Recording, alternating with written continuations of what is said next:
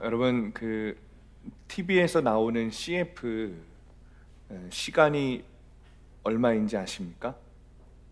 네, 아시는 분들이 있으시네요. 15초입니다. 15초. 간혹가다 이제 30초 정도 되는 이제 CF도 있긴 한데 보통은 15초 안에 이제 CF가 다 끝납니다. 제가 그 이야기를 듣고 진짜 세봤어요. 그랬더니 진짜 딱 정확히 15초에 끝나더라고요. 왜 그럴까? 이유가 있습니다. 사람들이 15초 이상 집중하지 못하는 거예요. 한 기관의 연구 자료를 보면 현재 청소년들의 집중력이 59초에서 65초 사이라고 합니다. 대부분 1분을 넘기지 못하는 것이죠. 청소년들만 그러는 것은 아닙니다. 직장인들이 자리에 앉아서 일을 하면 아주 깊게 집중해서 일을 할 것 같지만 그렇지 않다는 거예요. 동일한 기관에서 연구한 자료를 보면 직장인들의 집중력은 단 3분이 되지 않는 경우가 많다는 것이죠. 생각해 보면 저도 별 다르지 않은 것 같습니다. 설교하려고 딱 앉으면 뭐가 그렇게 자꾸 눈에 들어와요. 그래서 일어났다 앉았다 물 한 잔 마시고 책을 폈다 덮었다 난리도 아닙니다. 도대체 왜 이렇게 집중하지 못하는 걸까? 왜 우리는 집중력을 잃어버렸을까? 올해 초에 나온 책 중에 베스트셀러가 있는데 데이먼 자하리아데스라는 사람이 쓴 잃어버린 집중력 구하기라는 책입니다. 그리고 올 중반기에 나온 책인데 이 책도 베스트셀러가 됐어요. 요한 하리라고 쓴 사람이 요한 하리라는 사람이 썼는데 도둑 맞은 집중력이라는 책입니다. 두 책 모두 50만 부 이상 팔렸습니다. 베스트셀러가 됐죠. 그러니까 사람들이 잃어버린 집중력에 대해 굉장히 관심이 많은 거예요. 이 두 책에서 사람들이 집중력을 잃어버린 이유에 대해서 공통적으로 말하는 것이 있는데 그 두 가지가 뭐냐면 하나는 스마트폰입니다. 하나는 SNS입니다. 페이스북, 유튜브, 인스타그램, 카카오 스토리 그런 것이죠. 그런 것들이 우리의 집중력을 빼앗아 간다는 거예요. 거기에 우리의 집중력을 잃어버리는 거죠. 그러니까 요즘 여러분 유튜브에 보면 쇼츠라고 하는 것이 있는데 그게 뭐냐면 아주 짧은 영상이에요. 그게 유행입니다. 영상의 길이가 60초가 되지 않습니다. 그래서 짧다는 뜻의 쇼츠라는 영상이죠. 그래서 예전에는 긴 영상을 만들어서 올렸는데 요즘에는 어떤 동영상들이 인기가 있는가? 아주 짧은 60초 이내의 영상들을 굉장히 좋아하고 인기가 많다는 거예요. 그래서 여러분 아이들이나 청소년들 보시면 핸드폰 만지는데 계속 이렇게 손을 올리는 모습 여러분 보실 수 있습니다. 심지어 이 1분짜리 영상도 제대로 보지 못해서 한 3초, 5초 보다가 그냥 마음에 안 들면 바꿔버리는 거예요, 영상을. 근데 제가 가만히 보니까 아이들만 그러는 건 아니더라고요. 그러니까 우리 교회 성도님들 보니까 성도님들도 보면 이렇게 계속 이렇게 스마트폰을 올리세요.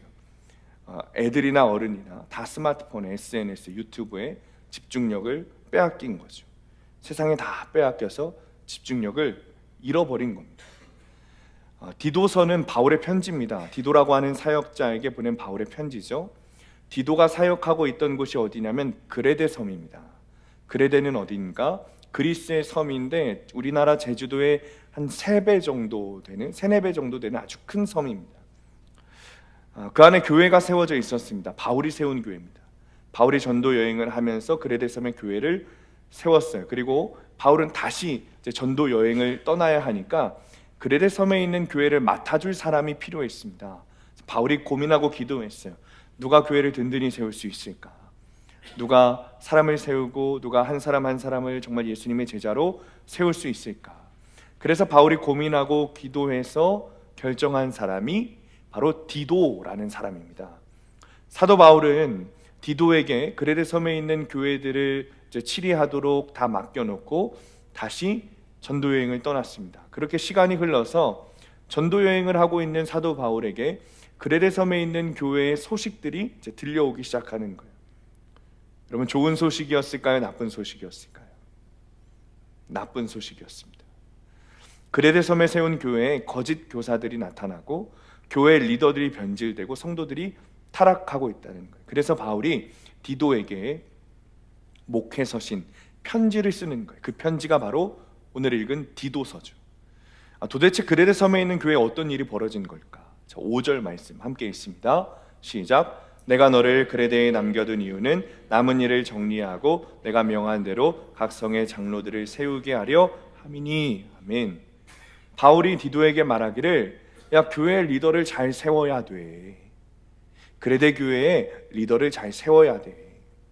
당시 지역마다 교회를 관리하는 리더가 있었는데 그 사람들을 장로라고 불렀어요. 그리고 그 장로들을 관리하는 사람이 또 있었는데 7절에 보면 감독이라는 사람이죠.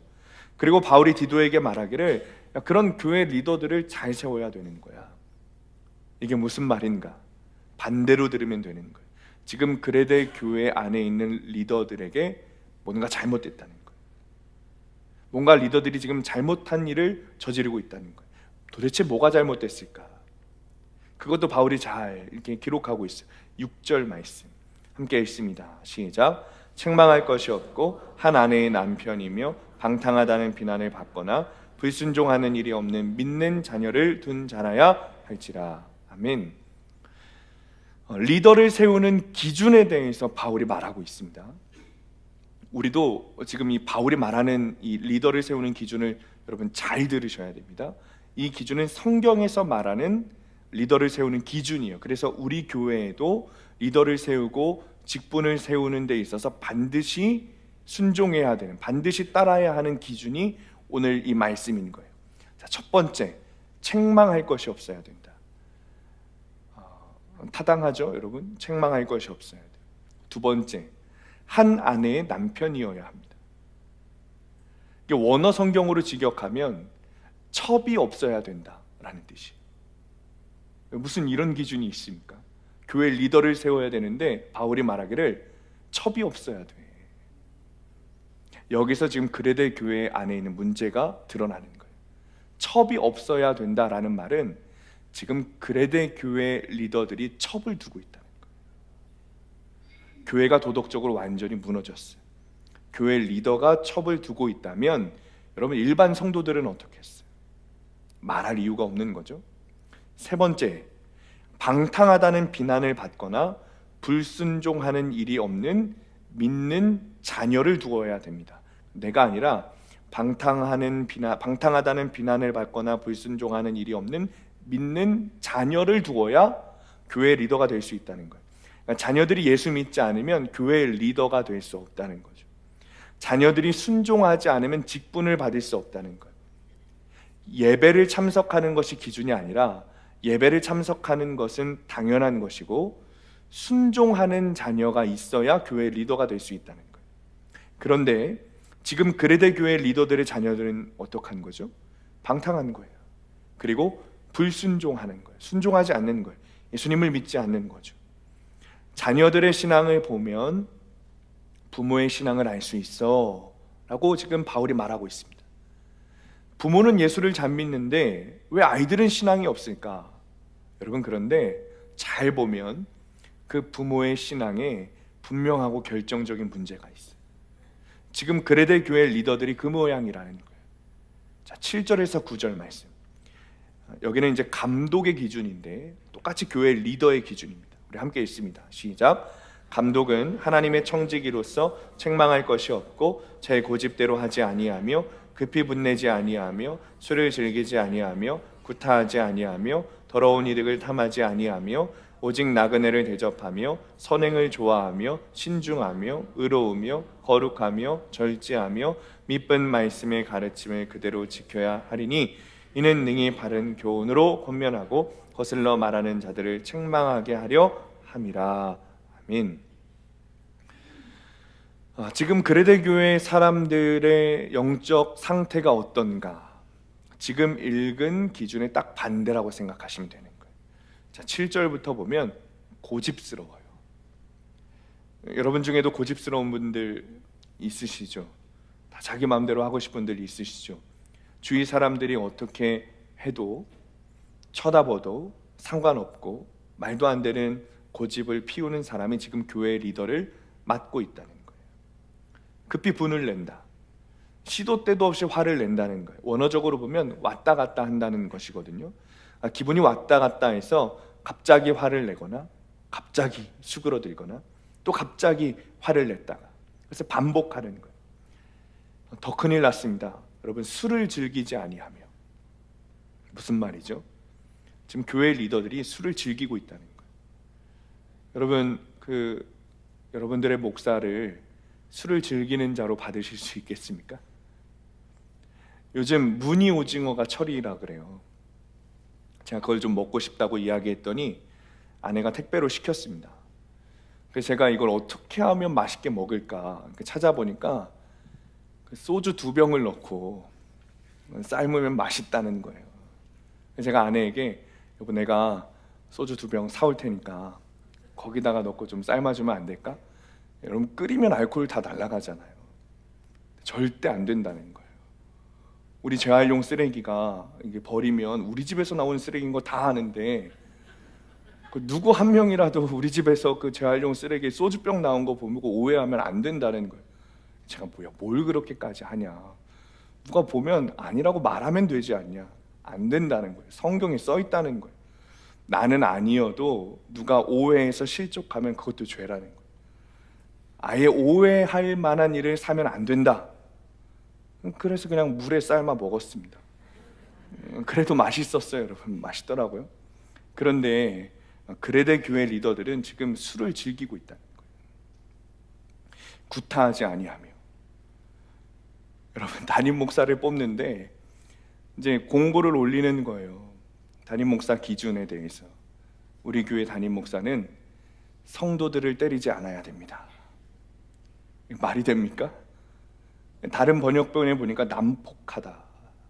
난폭하다.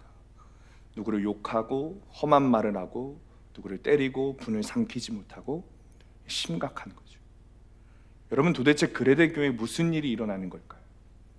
가장 큰 문제는 보니까 9절에 교회의 리더들이 하나님의 말씀대로 살질 않습니다. 그리고 말씀으로 바른 교훈으로 성도들을 교훈하고 권면하지 않아요. 설교를 하는데 하나님의 말씀이 아니라 주구장창 자기 말만 하는 거예요. 이게 지금 그레데 교회의 상황입니다. 그레데 교회 리더들의 모습이고 교인들의 모습이에요. 굉장히 심각하죠. 이유가 뭘까? 도대체 왜 이렇게 된 걸까? 여러분, 교회입니다. 다른 세상 어떤 집단이 아니라, 사회 집단이 아니라 교회가 지금 이렇다고요. 그것도 바울이 세운 교회입니다. 왜 이런 일이 생기는 걸까? 복음을 잃어버린 거예요. 교회가 복음을 잃고 목사가 복음을 잃고 성도들이 복음을 잃어버린 거예요.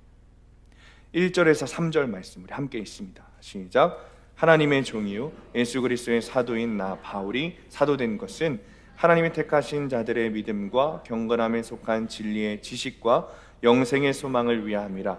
이 영생은 거짓이 없으신 하나님이 영원 전부터 약속하신 것인데 자기 때에 자기의 말씀을 전도로 나타내셨으니 이 전도는 우리 구주 하나님이 명하신 대로 내게 맡기신 것이라. 아멘.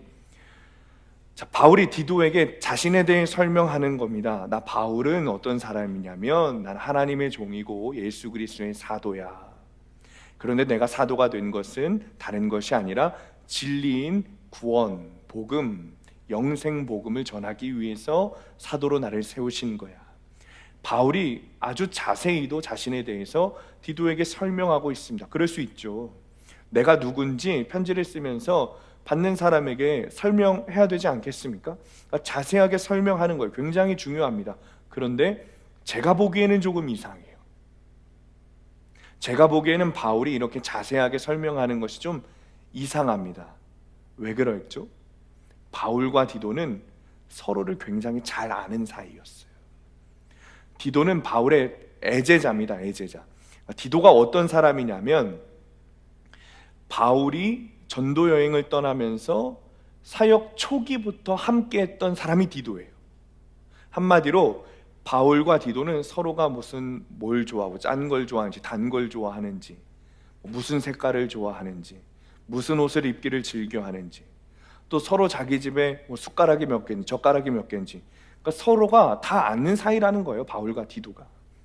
그러니까 바울이 디도를 어느 정도까지 신뢰를 했냐면 바울은 자기가 가지고 있던 그 어려운 문제에 대해서 디도가 좀 해결해 주길 원했어요.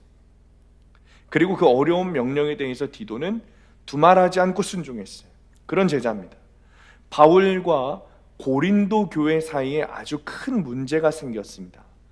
그때 바울이 고린도 교회에 아주 심각하고 무서운 편지를 보냈어요. 그 편지의 내용이 얼마나 심각했는지 바울이 편지를 다 쓰고 그 편지를 고린도 교회 성도들이 읽을 때 어떤 반응을 일으킬지 안절부절 못했던 것이죠.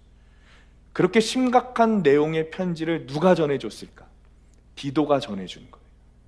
그만큼 아주 가깝고 신뢰하는 사이가 바울과 디도의 사이인 거죠. 그래서 사실은 디도에게 그레데 교회를 맡긴 이유도 여기에 있는 거예요. 바울이 너무 신뢰하기 때문에 그레데 교회를 디도에게 맡긴 거죠.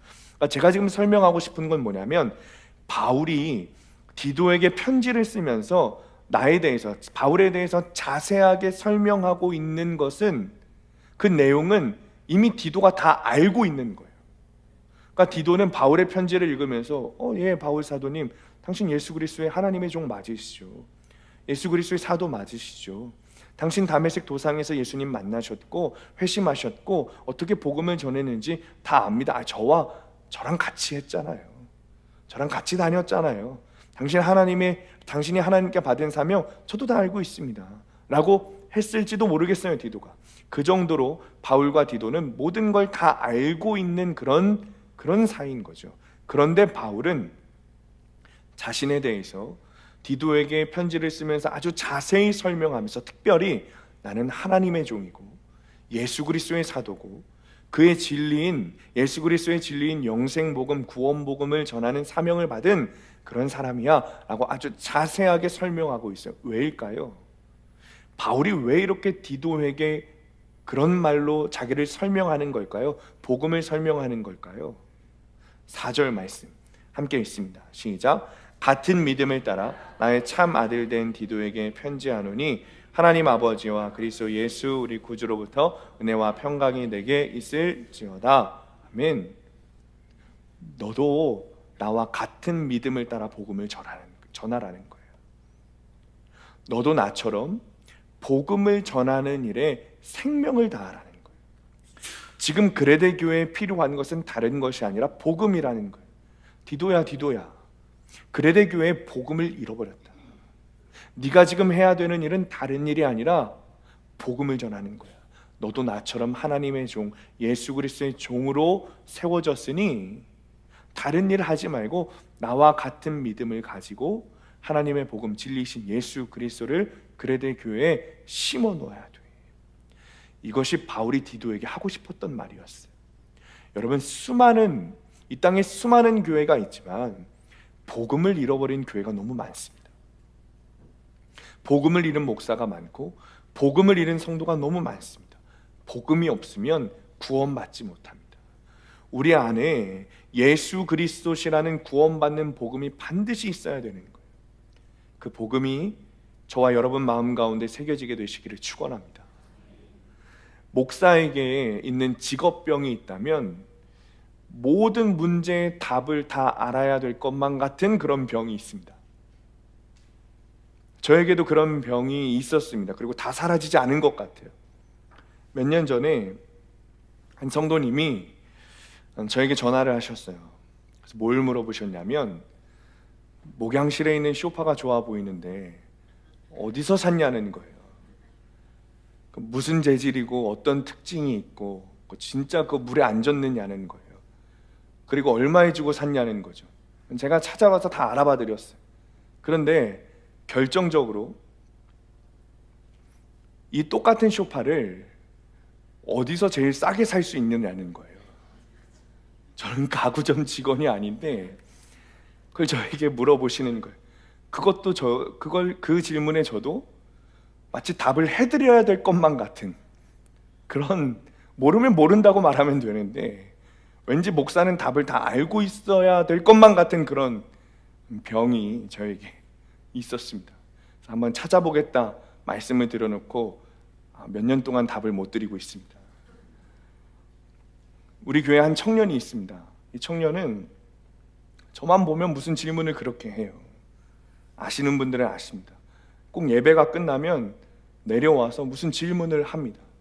동네에 마주쳐도 가던 길을 멈추고 저만 보면 돌아와서 무슨 질문을 해요.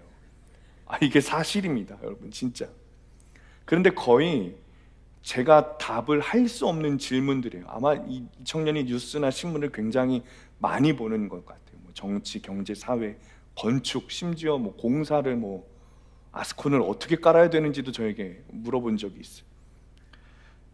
제가 어떤 질문에도 다 답을 할 수 있다고 생각하든지 아니면 저를 시험하든지 둘 중에 하나겠죠. 어쨌든 저만 보면 질문을 합니다. 그 청년이 질문을 하면 예전에는 제가 아는 선에서 다 대답을 했습니다. 그런데 이제는 제가 그거에 다 대답을 할 수가 없는 거예요. 제가 뭐라고 대답하냐면, 목사님 아무것도 모른다. 대신 예수님만 잘 믿으면 돼. 그렇게 대답을 해요. 한국 대학생 선교회 CCC 대표셨던 고 김준곤 목사님이 늘 하셨던 말씀이 있습니다. 백문일답이라는 거예요. 100가지 문제가 있지만 모든 문제의 답은 하나다. 그 답은 바로 예수 그리스도시다. 반대로 말하면 예수 그리스도를 잃어버리면 모든 것을 잃는 것이다. 어떤 문제도 예수 그리스도가 아니면 해결되지 않는다는 거예요. 그 어떤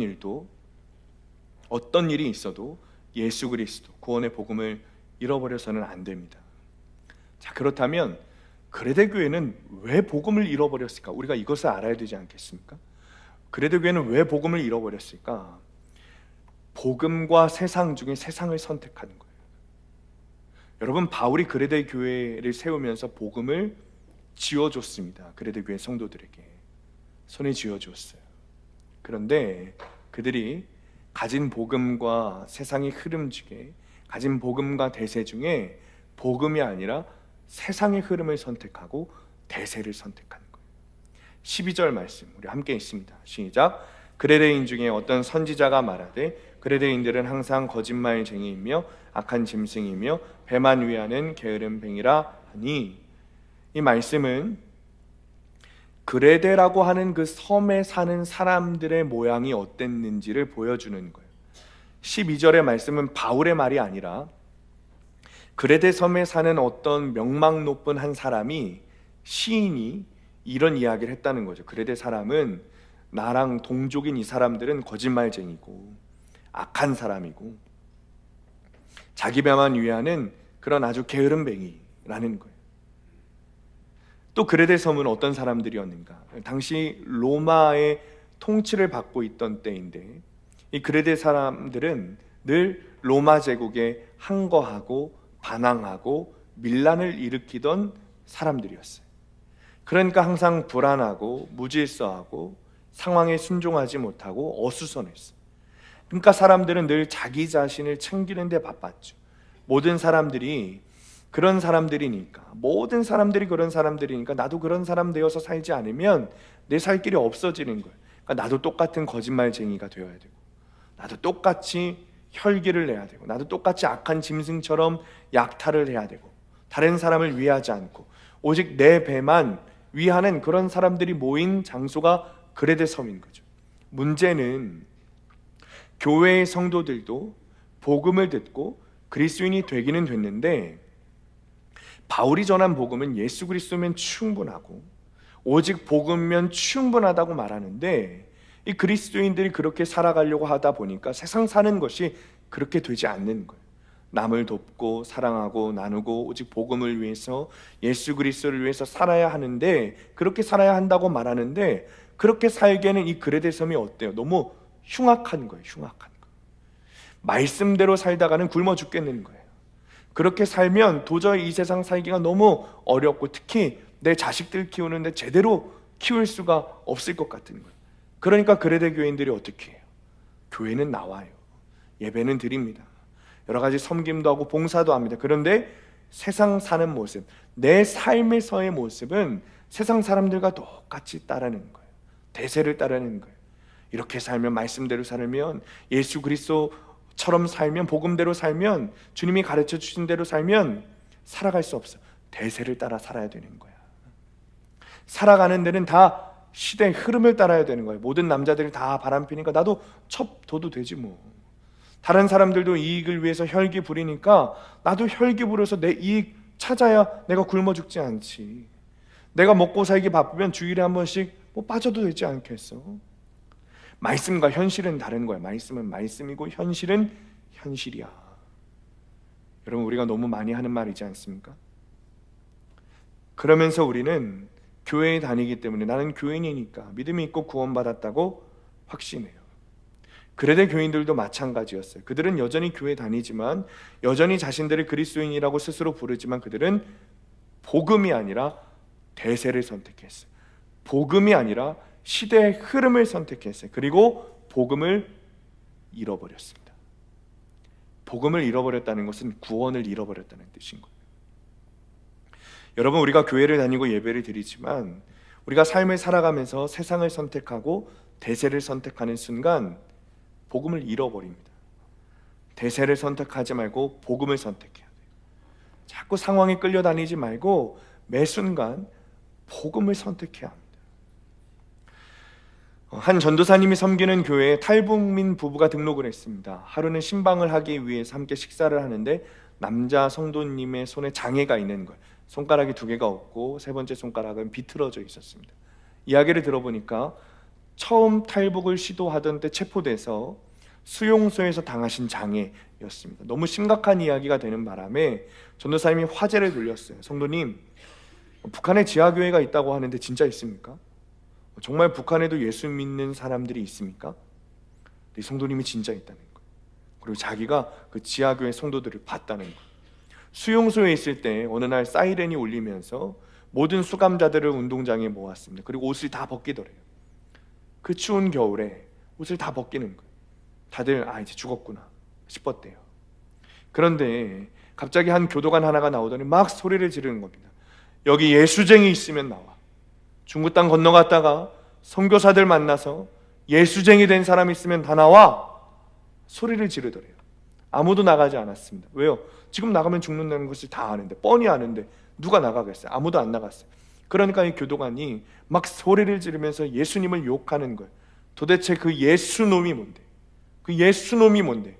내가 그 예수놈 만나면 죽여버리겠어. 이 교도관이 예수님 욕하면서 소리를 고래고래 지르니까 저쪽 끝에서 한 삐쩍 마른 청년이 몸을 들더니 소리를 지르는 거예요. 주는 그리스도시요 살아계신 하나님의 아들이십니다. 주는 그리스도시요 살아계신 하나님의 아들이십니다. 결국 이 청년은 사람들이 다 보는 앞에서 죽도록 맞았어요. 그리고 마지막에 배를 걷어차이면서 피를 토하고 그 자리에서 죽었습니다. 더 화가 난 이 수용소장이 이야기할 사람 없냐고, 더 이야기할 사람 없냐고 악을 쓰는데 누군가 저 끝에서 또 손을 들고 일어나는 거예요. 주는 그리스도시요 살아계신 하나님의 아들이십니다. 또 다른 쪽에서 주는 그리스도시요 살아계신 하나님의 아들이십니다. 주는 그리스도시요 살아계신 하나님의 아들이십니다. 여기저기 고백을 하며 울며 일어나더라는 거예요. 그날 예수님을 주와 그리스도로 고백한 사람들은 다 밟혀 맞아 죽는데도 단 한 사람도 변명하거나 자신들의 한 말을 취소하거나 예수님을 부인하지 않았다고 합니다. 여러분, 그 사람들이 그 수용소에서 살아남으려면 대세를 따라야 했습니다. 그 대세는 그 교도관의 말이었어요. 그 교도관의 말을 듣는 게 대세입니다. 나의 믿음을 드러내지 않는 거예요. 예수 그리스도를 부인하는 거예요. 그러나 그들은 대세가 아니라 복음을 선택했습니다. 예수 그리스도를 선택했습니다. 그들은 결국 복음을 잃지 않았고 누가 말해도 그날 그들은 천국에 갔을 것입니다. 우리는 살아가면서 계속해서 선택의 순간이 있습니다. 그렇죠? 선택의 순간이 우리에게 계속해서 찾아와요. 세상의 흐름을 따를 것인가, 대세를 따를 것인가, 아니면 복음을 따를 것인가. 우리는 하루에도 수십 번씩 이 선택의 순간이 찾아와요. 그때면 100이면 100 복음을 선택해야 합니다. 예수 그리스도를 선택해야 합니다. 한 권사님이 저를 찾아오셨습니다. 큐티를 하다가 회개할 것이 생각나셨다는 거예요. 계속해서 재물 우상에 관한 회개를 하게 하신다는 거예요. 이 권사님은 근래 사실 여러 가지 상황들이 있었습니다. 그러면서 자신이 재물 우상을 삼고 있었던 것을 깨달았어요. 하나님은 현재의 사건만이 아니라 과거의 사건도 떠오르게 하시면서 회개하게 하셨습니다. 그리고 무엇을 적용해야 하는가 하나님께 묻는데 하나님께서 또 회개할 것이 하나 생각나게 하시더라는 거예요.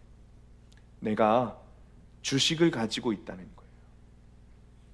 큐티를 하면서 말씀을 들으면서 주식을 가지고 있는 것이 일하지 않고 돈을 벌려고 했던 죄, 그리고 나의 미래를, 나의 노년을 하나님이 아니라 재물에 맡기려고 했던 죄라는 것을 깨달으셨다는 거예요. 본인은 이 주식이 떨어지든 오르든 상관하지 않고 가지고 있다가 노년이 되면 사용하려고 했다는 겁니다. 여러분, 그게 대세입니다. 사람들이 요즘 말하는 거예요. 많은 사람들이 그렇게 살라고 말하죠. 그런데 주님이 말씀으로 그것이 죄인 것을 깨닫게 하셨고 적용으로 그 주식을 다 파시겠다는 거예요. 다 파셨습니다. 결과적으로는 손해를 보시고 파시게 됐어요. 그런데 제가 권사님의 눈을 보는데 그 손해가 전혀 상관없는 거예요. 오히려 눈이 빨개지셔서 눈물을 흘리시면서 드리는 그 고백 속에 이 손해를 통해 하나님을 알게 하셨고 회개하게 하셨고 재물우상을 파괴하게 하셨고 복음을 선택하게 하셨다며 감사하다고 고백하는 그 눈빛이 반짝반짝하는 거예요. 그리고 그 중에 반을 뚝 떼서 하나님께 드리겠다는 거예요. 적은 돈이라고 말씀하시지만 제가 그 가정의 사정을 알고 있습니다. 결코 적은 돈이 아닙니다. 그런데 대세가 아니라 복음을 선택하는 거예요. 우리는 가끔 이 선택을 뒤로 미룰 때가 있습니다. 알기는 아는데 예수님을 선택해야 되고 복음을 선택해야 된다는 것을 알기는 아는데 뒤로 미루는 거예요. 자꾸 뒤로. 여러분, 그래서는 안 됩니다. 선택의 순간에서 복음을 선택하는 훈련을 계속해야 돼요. 이 선택을 자꾸 미루게 되면 결국 복음을 잃게 됩니다. 지금은 괜찮을 것 같지만 이것을 미루면 나중에는 아예 복음을 잃어버리게 돼요. 지금은 내가 세상과 복음 가운데, 복음과 대세 가운데 무엇을 선택해야 하지? 고민이라도 하는 순간들이 있지만 그 고민 가운데 복음을 선택하는 일을 자꾸 뒤로 미루고 나면 나중에는 아예 복음을 잃어버리는 것뿐만 아니라 고민도 생각나지 않아요. 어떤 상황이 찾아왔을 때 그냥 세상을 덜컥 선택하는 거예요. 고민도 되지 않는 거예요. 한 귀한 목사님의 설교 가운데 어느 장로님의 이야기가 나옵니다. 이 장로님은 새벽 기도를 하루도 빠지지 않으시고 수요 예배, 금요 예배, 주일 예배 다 빠지지 않으시면 교회에서 가장 오래된 장로님이셨어요. 교회에서 워낙 신임을 받으셨기 때문에 거의 한 20년 동안 교회 재정 일을 도맡아 하신 거예요. 그런데 어느 날 목사님이 보니까 교회 재정에 자꾸 오차가 납니다. 그래서 교회 CCTV를 설치했어요. 근데 CCTV에 녹화된 모습이 깜짝 놀랐습니다. 그 신실한 재정 장로님이 헌금을 계수하면서 자신의 발밑에 자기 서류 가방을 열어놓고 묵직한 헌금 봉투는 자기 가방 안으로 툭툭 밀어넣는 장면이 발견된 거예요. 목사님이 일을 크게 만들고 싶지 않아서 장로님을 따로 불렀습니다. 야단을 치셨어요. 도대체 어떻게 이럴 수 있습니까? 하나님이 두렵지 않았습니까? 장로님이 이렇게 말합니다. 재정을 보는 20년 동안 내내 그랬습니다. 그런데 목사님, 저도 처음에는 이게 잘못된 줄 알았습니다. 두려워했습니다. 저도 멈추고 싶었습니다. 그런데 멈춰지지가 않습니다. 목사님, 저 어떡합니까? 장로님, 회개해야 합니다. 반드시 회개해야 합니다. 이렇게 하면 절대 구원받을 수 없습니다. 그리고 나서 그 장로님이 매주 목사님을 찾아오는데 이렇게 하소연하는 거예요. 목사님, 제가 회개하고 싶은데 회개가 안 됩니다. 회개 기도가 안 나옵니다. 어느 날 목사님이 병고침 받고 싶은 사람들은 안수해 줄 테니 나오라 라면서 기도해 주시는데 그 장로님이 나와서 줄을 섰어요. 뭐냐? 장로님 뭐 어떻게 된 거냐? 목사님, 저 벌 받았습니다. 자꾸 배가 아파서 병원에 가보니 뱃속에 암덩어리가 가득 찼습니다. 저 이제 3개월밖에 못 산답니다. 그런데 목사님, 저 아직도 회개가 안 나옵니다. 회개가 안 됩니다. 너무 오랜 시간 회개하지 않고 복음을 선택하지 않았기 때문에 복음을 잃어버린 거예요. 회개를 잃어버린 거예요. 결국 암으로 돌아가셨습니다. 나중에 그 장로님의 딸이 와서 목사님에게 이야기를 하는데, 임종 직전에 장로님이 허공을 쳐다보면서 딸에게 말하더래요. 딸아, 저기 저 밝게 보이는 저 문 너도 보이니? 너도 저게 보여? 딸은 보이지 않았지만 장로님에게 말하기를, 아빠, 그 천국문 같아요. 아빠, 얼른 그 문으로 들어가세요. 그런데 그 장로님이 힘없이 손을 떨구시더니 딸에게 그런 말을 하더라는 거예요. 그런데 저 문이 너무 좁아. 저 문이 너무 좁아서 내가 들어갈 수가 없어요. 복음을 선택하는 일을 미루다 보니 아예 복음을 잃어버린 거예요. 세상을 살아가면서 주어지는 수많은 선택의 순간 가운데 우리는 늘 복음을 선택하고 예수님을 선택해야 합니다. 그래야 복음을 잃어버리지 않게 됩니다. 적용 질문입니다. 복음을 선택하지 않아 무너진 나의 신앙의 모습은 무엇입니까? 복음과 세상의 흐름 중에 복음을 선택했던 적은 언제입니까? 반대로 세상의 흐름을 선택했던 적은 언제입니까? 그 결과는 어떤 모습이었습니까? 자세히 나눠보시기 바랍니다. 말씀을 마칩니다. 한 가지 이야기만 하고 말씀 마치려고 합니다. 한 두어 달 전에 한 성도님과 사역자들이 식사를 했습니다. 그런데 이 성도님이 이런 고백을 하세요. 이전에 목회자들로부터 들었던 말씀은 예수 믿으면 행복해지고 예수 믿으면 복 받는다는 말을 들으면서 자기는 자랐다는 거예요. 그렇게 60년을 살아왔다는 거예요. 그게 진리인 줄 알았다는 거예요. 그래서 진짜 복음의 말씀을 들을 때면 마음이 너무 불편하더라는 것이죠. 그래서 저에게도 이렇게 말씀하세요. 목사님 말씀도 너무 불편했습니다. 그러면서 하시는 말씀이, 나는 예수 믿는 길이 좁은 길이면 난 예수 안 믿는다, 그런 말을 했던 사람이래요. 그런데 지금은 그게 믿어진다는 거예요. 믿음은 좁은 길을 걷는 것이고 매 순간 예수를 선택하는 것이라는 것이 믿어진다는 거죠. 어디서 믿어지던가 그동안 이분이 나를 정말 괴롭히고 시집살이를 시켰던 그 형님을 보는데 갑자기 긍휼하게 보이고, 그 형님이 나를 너무 괴롭혀서 내가 정말 그 사람한테는 무슨 욕을 해도 마땅하다고, 그래서 내가 언젠가 한 번은 전화를 해서 욕을 퍼붓고 연을 끊어버리겠다, 분명히 그렇게 생각한 사람이라는 거예요. 그런데 그 사람이 언젠가부터 불쌍하게 보이고 긍휼한 마음이 들더라는 거예요. 그래서 이게 이게 내 마음이 아니고 예수님이 주신 마음이구나. 순종해보자, 한번 해보자 결단하고 사랑해주기 시작했습니다. 인간의 마음으로는 두 번 다시 안 봐도 되는 그런 정말 못된 인간. 여자들은 아시죠? 여자분들은 아시죠? 그런 분인데, 그분이 전화를 해서 하소연을 하면 몇 시간이면 전화를 받아주고 필요한 게 있으면 들어주고 뭘 사주고 섬기기 시작했어요. 그렇게 사랑으로 대하시다가 나중에 그 형님이 돌아가시기 전에 이 성도님한테 미안하다, 고맙다 라는 말을 하시더라는 거예요. 본인이 시집 와서 한 번도 듣지 못했던, 처음으로 그 이야기를 듣는데 마치 예수님이 해주시는 말로 들리더래요.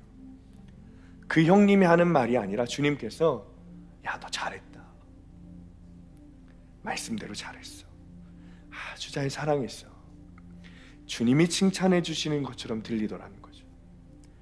그 사건을 겪고 이 성도님이 고백하시기를, 목사님, 예수님 믿는 건 정말 그 좁은 길 걷는 건 맞는 것 같습니다.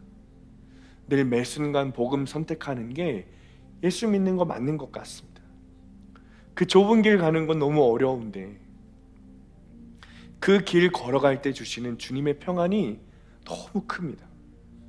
목사님, 제가 사과를 받아서가 아니라 예수님을 선택했을 때, 좁은 길을 걸었을 때 주시는 그 주님의 칭찬이 내 마음에 너무 큰 평안과 위로가 됩니다. 그게 진짜 예수 믿는 건가 봅니다. 그리고 며칠 전에 또 사역자들과 식사를 했습니다. 자주 대접해 주시는 분이죠. 원래 그 성도님은 저에게 늘 하시던 말씀이 있어요. 목사님, 사람은 안 변합니다. 늘 저에게 하시던 말씀이었어요, 그분이. 그런데 말은 그렇게 해도 꿋꿋이 말씀 붙잡고 복음을 선택하며 오시더니, 여러분, 제가 그날 그분을 보는데 우리 교회에서 가장 많이 변하신 분 중에 한 분인 거예요.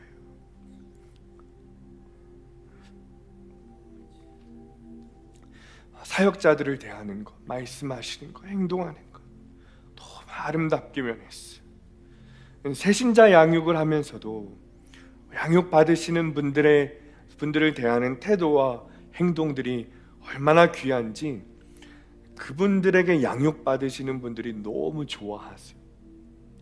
삶에 복음이 있는 자들과 복음을 잃어버린 자들의 차이는 하늘과 땅 차이보다 큽니다. 여러분은 어떤 삶을 사시겠습니까? 여러분, 복음을 잃은 그레데인과 같은 삶을 그래도 사시겠습니까? 아니면 매일 말씀과 복음을 선택하며 이 땅에서도 천국을 누리는 구원받은 자의 삶을 사시겠습니까? 우리의 삶은 늘 두 가지를 선택하게 합니다. 이번 주도 늘 복음을 선택하며 잃어버린 복음을 찾고 구원받는 삶을 살아가는 성도님들 되시기를 예수님의 이름으로 간절히 축원합니다. 2절, 3절 말씀 붙들고 함께 기도하겠습니다. 영생의 소망을 위함이라. 이 영생은 거짓이 없으신 하나님이 영원 전부터 약속하신 것인데 자기 때에 자기의 말씀을 전도로 나타내셨으니 이 전도는 우리 구주 하나님이 명하신 대로 내게 맡기신 것이라. 주님, 우리가 주님의 은혜로 예수님을 알게 되고 믿게 되고 주님의 자녀가 되었는데 세상 속에서 결국 사라질 내 이익과 내 배고픔과 나의 쾌락을 위해 복음이 아니라 세상의 흐름을 선택했고 주님 대세를 선택했습니다. 그래서 주님이 우리에게 주신 그 복음을 잃어버렸습니다. 주님, 회개합니다. 주님, 다시 기회를 주시기를 원합니다.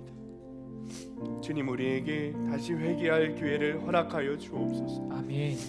주님, 잃어버린 복음을 되찾을 기회를 허락하여 주옵소서. 아멘.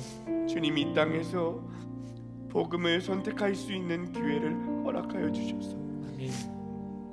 다시 복음을 되찾고 첫사랑을 되찾고 믿음을 되찾게 하여 주옵소서. 아멘.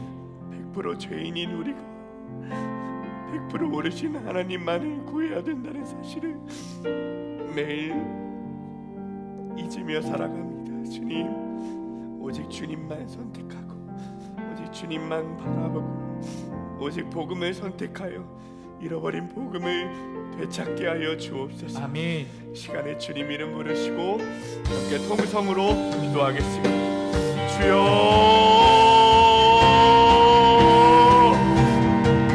주님, 오직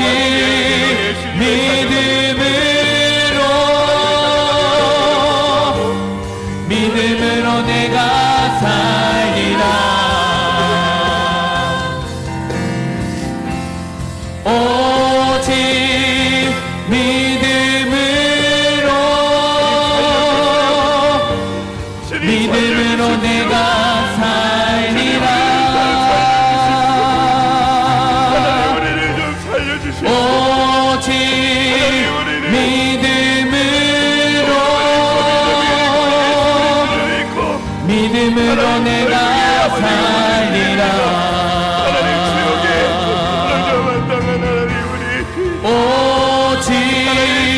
믿음으로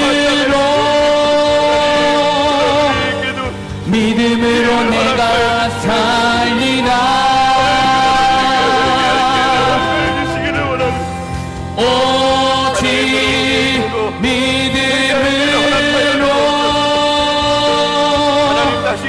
믿음으로 내가 살리라. 하나님 복음을 찾게 되기를 원합니다. 오직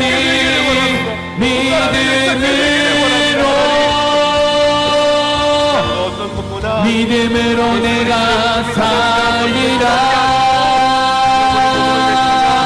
하나님 앞에 나아가는 오직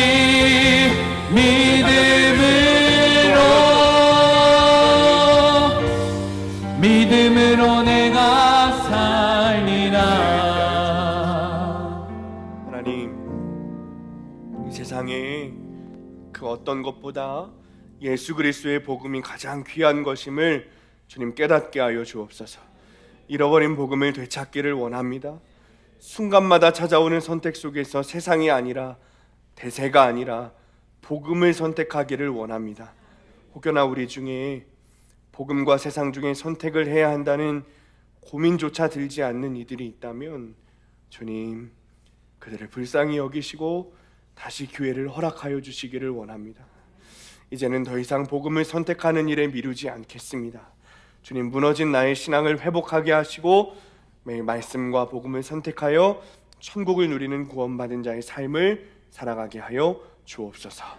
이제는 크고 놀라운 새 일을 행하시는 하나님의 사랑하심과 구원의 큰 일을 우리에게 보여주신 예수 그리스도의 은혜와 그리스도를 따르는 제자로 살아가도록 이끄시는 성령님의 능력이 오늘 잃어버린 복음을 되찾고자 세상의 흐름이 아니라 복음을 선택하기로 결단하고 나아가는 모든 성도들 머리 위에, 이들의 가정과 일터와 학업 위에, 그리고 사랑하는 수암교회 위에 영원토록 함께 하시기를 간절히 축원하옵나이다.